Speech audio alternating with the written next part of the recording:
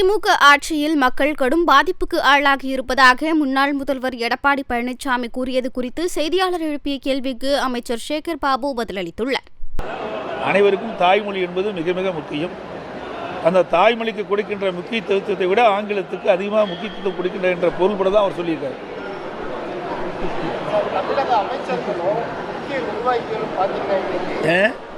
அமைச்சர்களும் திமுக முக்கிய நிர்வாகிகளும் பொதுவெளியில ஆபாசமான பேச்சுக்களும் ஆபாசமாக சித்தரித்து பலரையும் சமூக வலைதளங்களை பரவத்து இந்த மாதிரியான நிகழ்வுகள் வந்து அதிகமாக நடக்குது. நாங்கள் ஏற்கனவே இது குறித்து கண்டன அறிக்கை வெளியிட்டுட்டேன்.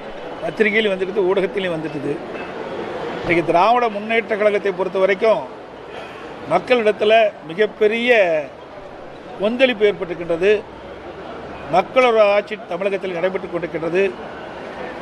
அதையெல்லாம் மறைப்பதற்காக, மடைமாற்றம் செய்வதற்காக இப்படி கேலி சித்திரங்களை வெளியிடுவது, அவதூறு செய்திகளை வெளியிடுவது வாடிக்கையாக கொண்டிருக்கின்றார்கள்.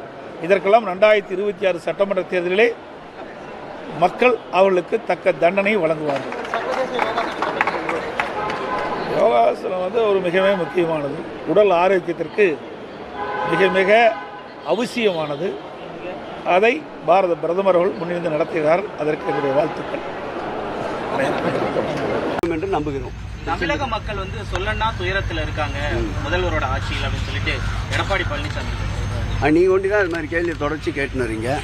நீங்களும் மக்கள் தான், உங்களுக்கும் வாக்களிக்கிற உரிமை இருக்குது.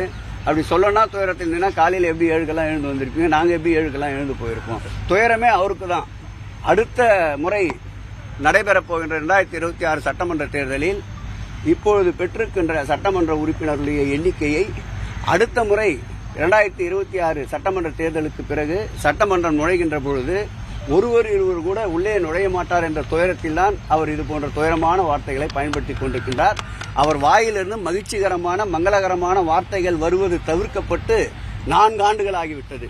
ஆகவே அவரிடமிருந்து வருகின்ற இந்த வார்த்தைகளை பற்றி நாம் கவலைப்பட வேண்டாம். மக்கள் மகிழ்ச்சியோடு, எழுச்சியோடு, சுபிட்சத்தோடு இருக்கின்றார்கள். திருச்சி குடமுழுக்கு ஏற்பாடுகள் எப்படி போயிட்டு சிறப்பாக நடைபெற்றுக் கொண்டிருக்கின்றது. நாளை மறுதினம் கூட துறையுடைய அமைச்சர் என்ற முறையில் மீண்டும் அங்கே ஆய்வுக்கு செல்ல இருக்கின்றோம். மாண்புமிகு முதல்வர் அவர்கள் தன்னுடைய நேரடி கட்டுப்பாட்டில், பார்வையில், கண்காணிப்பில் இந்த பணிகளை மேற்கொண்டு வருகின்றார். துறை சார்ந்த பணிகளை அனைத்தும் இந்து சமய அறநிலையத்துறை, திருக்கோயிலுடைய 63